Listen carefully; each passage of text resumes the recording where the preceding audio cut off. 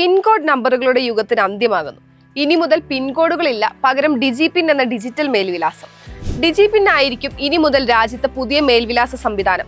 പരമ്പരാഗത പിൻകോഡുകൾക്ക് പകരമായി കൂടുതൽ കൃത്യവും കാര്യക്ഷമവുമായ ഒരു വിലാസ സംവിധാനം ഒരുക്കുക എന്നതാണ് ഇതിന്റെ ലക്ഷ്യം.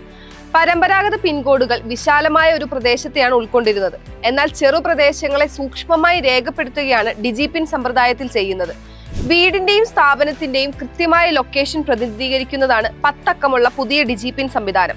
4 മീറ്റർ പരിധിയിൽ കൃത്യമായ ലൊക്കേഷൻ കണ്ടെത്താൻ കഴിയുമെന്നതാണ് ഡിജിപിന്നിന്റെ സവിശേഷത.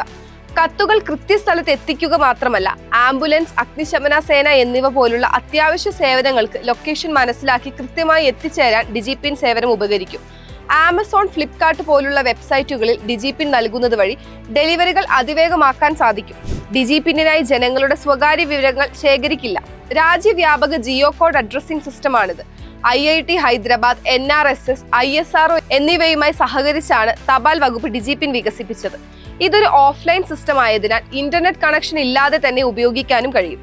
സാധാരണ പോസ്റ്റൽ അഡ്രസ്, പ്രദേശം, വീട് നമ്പർ, സ്ട്രീറ്റ് എന്നിവ അനുസരിച്ചാണെങ്കിൽ ഡിജിപിൻ ഒരു സ്ഥലത്തിന്റെ കൃത്യമായ സ്ഥാനങ്ങളെ അടിസ്ഥാനമാക്കി 10 പ്രതീകങ്ങളുള്ള ആൽഫാ ന്യൂമറിക് കോഡ് ഉപയോഗിച്ചുള്ള ജിയോ സ്പെഷ്യൽ റെഫറൻസ് ആണ്.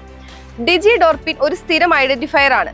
ഇതിലൂടെ അനധികൃത നിർമ്മാണങ്ങൾ കൃത്യമായി കണ്ടെത്തുന്നതിന് അധികൃതരെ സഹായിക്കുക മാത്രമല്ല, കേരളത്തിലെ മുഴുവൻ കെട്ടിടങ്ങളുടെ എണ്ണവും കൃത്യമായി നിശ്ചയിക്കാനും സാധിക്കും. ഡിജിപിൻ ക്രിയേറ്റ് ചെയ്യുന്നതിന് തയ്യാറാക്കിയിട്ടുള്ള സർക്കാർ വെബ്സൈറ്റ് സന്ദർശിച്ച് വീടും സ്ഥാപനവും ഒക്കെ കണ്ടെത്തി കോഡ് സ്ഥിരീകരിക്കാം. ആധാർ, UPI എന്നിവ പോലെ ഡിജിപിനും ദൈനംദിന ജീവിതത്തിൽ പ്രധാനപ്പെട്ടതായി മാറിയേക്കാം.